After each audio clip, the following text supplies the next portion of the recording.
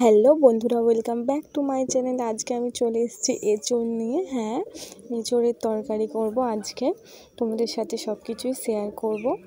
এই যে এখানে এঁচোড় কাটাও হয়ে গেছে, আমি এখানে কাটছি ছোট ছোট করে। এবারে বটিটায় ভালো করে তেল মাখিয়ে নিয়েছি, আর নিজের হাতেও ভালো করে সর্ষের তেল মেখে নিয়েছি, কারণ কাঁঠালের আঠা লাগলে পরে ছাড়ে না।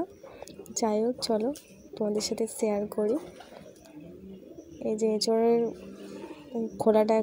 খোসাটা এখন ছাড়ানো হচ্ছে। প্রচণ্ড আঠা, আর কাঁচাটায় বেশি আঠা হয়। আর এই যে কাটার পর্ব চলছে, প্রসেসিং। দেখতে থাকো আর সঙ্গে থাকো।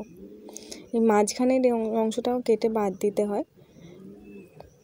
তোমরা কারা কারা এঁচোড় কাটতে ভালো পারো অবশ্যই কমেন্ট করে জানিও। আমি খুব একটা ভালো পারি না, মায়ের কাছ থেকেই শিখেছি। কীরকম মা বলে বলে দিচ্ছিল, আমি কাটছিলাম। এঁচোড় কিন্তু আরেকটু কচি হলে আরও বেশি খেতে ভালো লাগে, কারণ একটু দানা হয়ে গেলে বেশি ভালো লাগে না। আমার অনেকের দানাওয়ালা বেশি ভালো লাগে। কার কোনটা ভালো লাগে অবশ্যই কমেন্ট করে জানিও। এটা একটু দানা হয়ে গিয়েছিল, আর একটু কচি হলে, আমার একটু কচি হলে ভালো লাগে খেতে।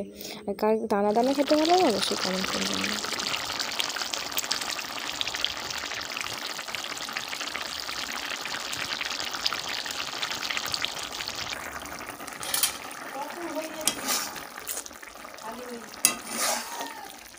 এখানে অলমোস্ট এঁচোড়ের তরকারি রেডি।